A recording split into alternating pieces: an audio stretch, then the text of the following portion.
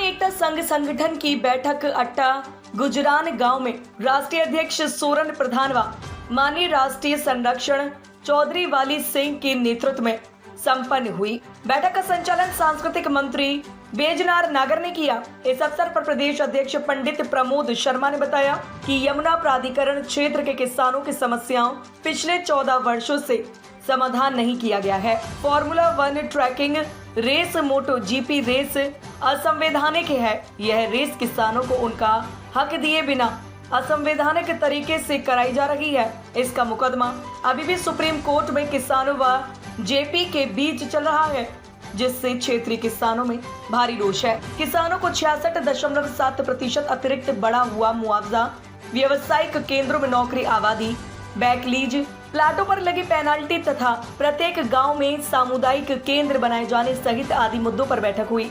मांगों को लेकर 15 सितंबर को सलारपुर अंडरपास के नीचे किसान एकता संघ बैनर तले महापंचायत होगी।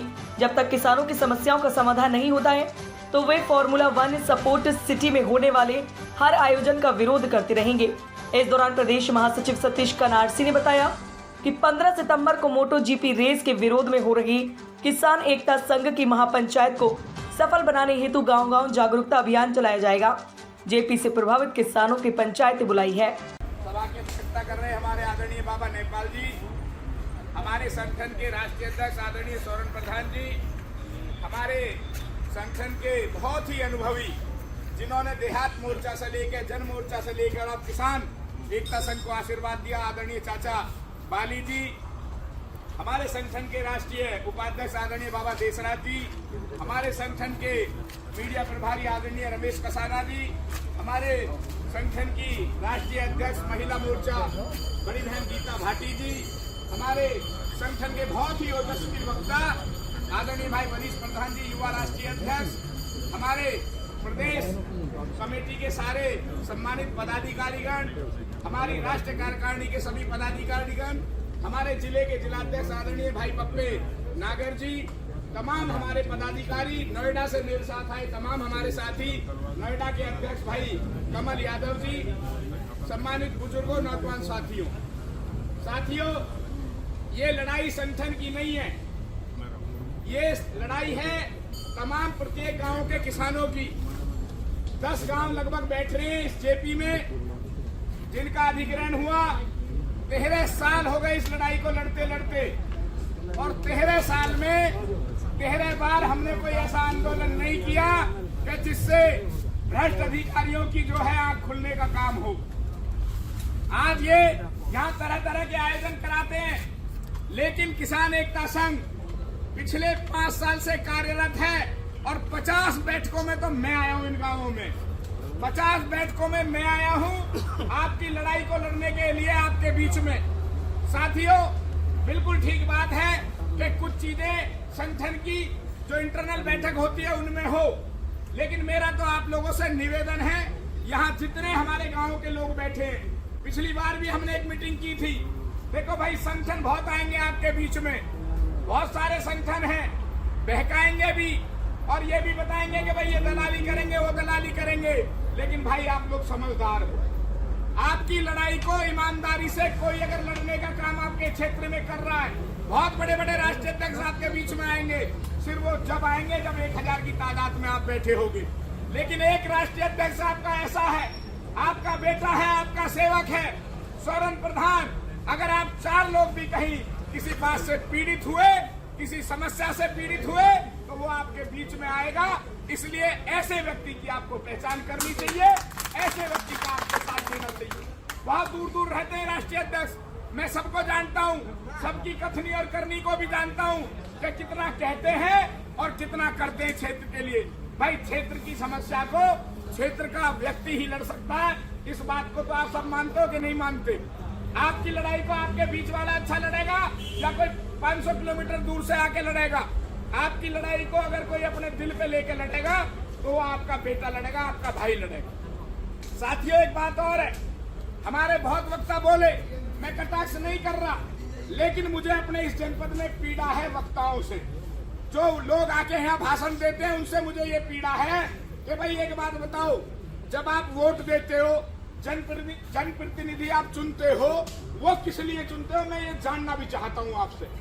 सिर्फ इसलिए चुनते हो कि भाई वोट दे के सांसद बना दिए, वोट दे के हमने विधायक बना दिए, लेकिन कभी आप उनका कान खींचने का काम करते हो कि नहीं करते हो?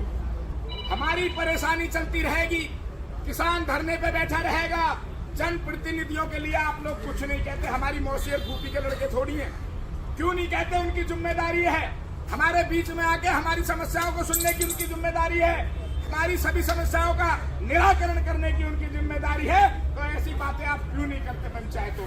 ये मंच मिला, इतना पावन मंच है, देखो शिव शंकर का ये दरबार है। अगर यहाँ से आप सच्ची बात नहीं कह सकते तो भैया कहीं आप सच्ची बात कह ही नहीं पाओगे। यहाँ सांसद जो है वो बने बैठे, उनको समस्याओं से कोई समस्या नहीं होती। किसानों की कितनी समस्या चलती रहे, सिर्फ वहाँ बैठे रहेंगे और वहाँ बैठ के अपना योजना बनाते रहेंगे। क्षेत्र के दलाल पकड़ रखे हैं।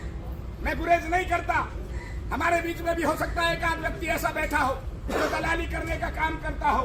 वहाँ बैठ जाएंगे, वहाँ योजनाएं बनाएंगे, लेकिन धरातल पे बिल्कुल कुछ नहीं है, 0 सन्नाटा है। तो ऐसे लोगों को भी आपको देखना पड़ेगा, उन पर विचार करना पड़ेगा, 100 बार विचार करना पड़ेगा कि जो जनप्रतिनिधि हमारे हैं वो विधायक हो, सांसद हो, राज्यसभा सांसद हो, एमएलसी हो, वो कोई भी हो, उनका भी हमें यहाँ नाम लेना चाहिए।